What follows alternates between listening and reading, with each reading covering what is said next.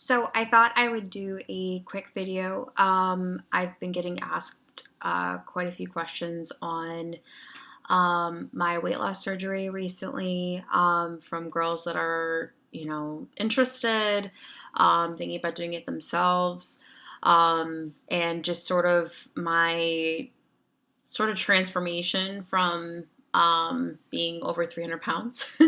So I decided to make a video that just sort of goes into a little bit of like the general questions of weight loss surgery, and sort of in efforts of actually making a more reoccurring like video series that go into some of the more specifics of some of the questions that I get asked. So I will jump right in. One of the first things that probably the most common question that gets asked is how much weight am I expected to lose?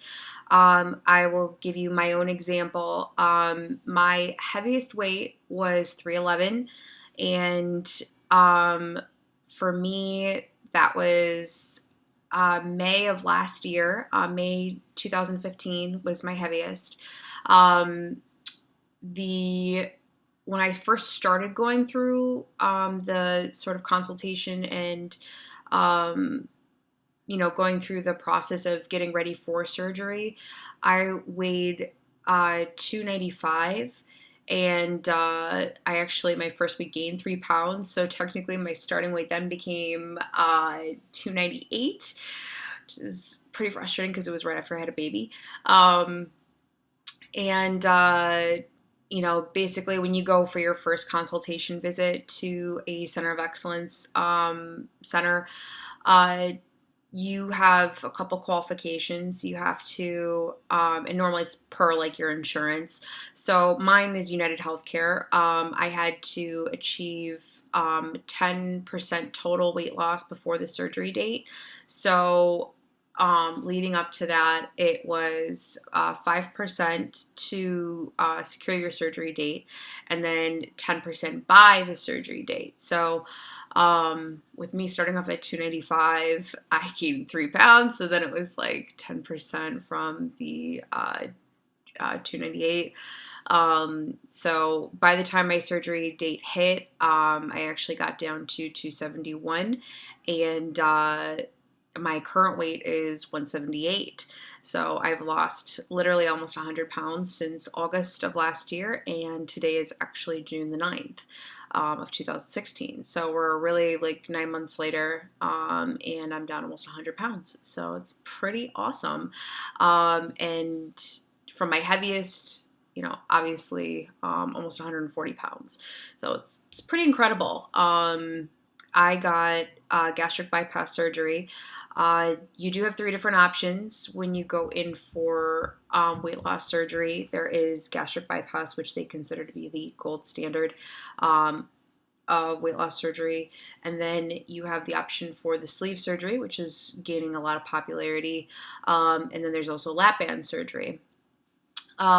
When you look at the different options, there are different side effects. There's different like benefits, pros and cons to each surgery.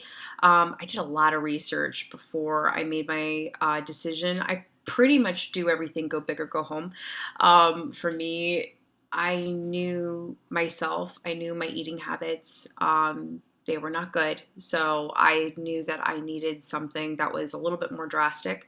I knew that I would easily fall back into patterns. They say, depending on like, do you crave more pasta? Do you crave more this? When you're obese, you normally just kind of crave everything. Let's just be honest. For me, I've never been like a crazy, carb eater. I think I'm sort of addicted to processed foods, and it's just always have been. I've always wanted like the easy food, like, the frozen food, or like I've always loved meat, like give me fruit snacks and, frickin' like frozen pizza and stuff like that. And I've always enjoyed that kind of stuff, macaroni and cheese. I've always enjoyed that kind of stuff. So, for me, it wasn't so much about the type of food, it was just how I was with food. I would just overindulge, and it almost felt like hunger was this monster I couldn't control, and it felt like,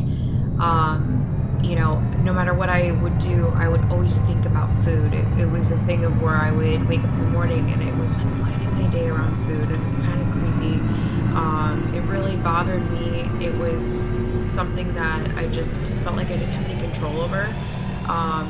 To where I would be eating food and still thinking about what more food I would be eating, and it was just weird. Like, that's when I was at my heaviest. That's how that was my relationship with food. So, I think the best number one thing for me is that having gastric bypass literally took away,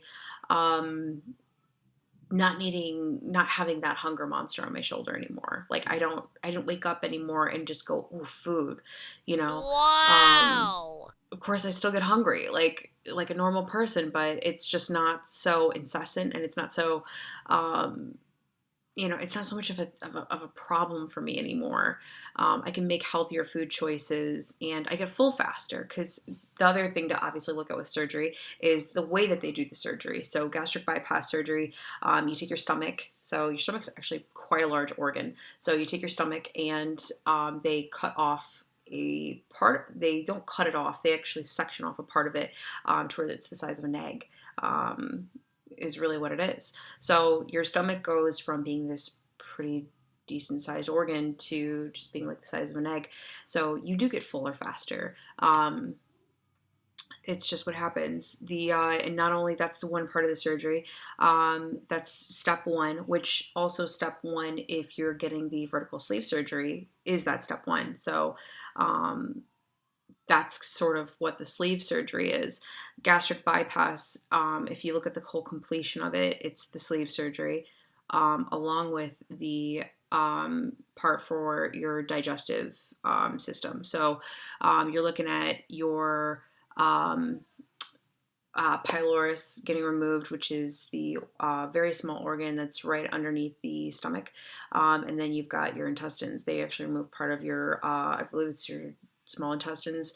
They're removing that, and then they're removing the pylorus. So in this process, they call it malabsorption. That's the malabsorption part of the surgery that affects you in that way. So it's pretty intense. It's a pretty intense surgery, obviously. And having those things removed cause a side effect called dumping syndrome. And when you hear about, my little girl, by the way, when you hear about dumping syndrome, it's as disgusting as it sounds. It happens when you have something very sugary and your body can't process it. And you literally you get like these flu-like symptoms for up to an hour, sometimes more, sometimes less. It's normally more like an hour. But if I wanted to eat like a Pop-Tart, that's what would happen to me. I would get extremely, like, it's the weirdest thing. I've had it a few times since surgery, just reverting back to old, like, I think mental, almost like my heart rate goes up, my temperature goes up, my stomach starts just like, it's like everything's stiff. Like, I feel like I can't move. I feel like I can't. It's weird. I can't even describe the feeling of it. It's horrible. You feel like if you move, you die. It's not even like if you move, you're gonna throw up. You feel like if you move, you die. Like, it's the weirdest. It's the weirdest feeling ever.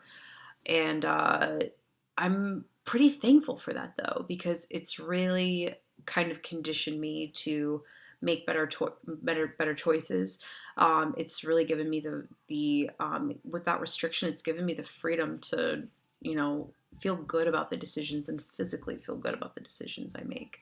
So there's a lot of benefits in that way. Some people look at it as like a con. I actually looked at it as a positive, and it still is a positive in my life. And I think it's a big reason why I have been successful.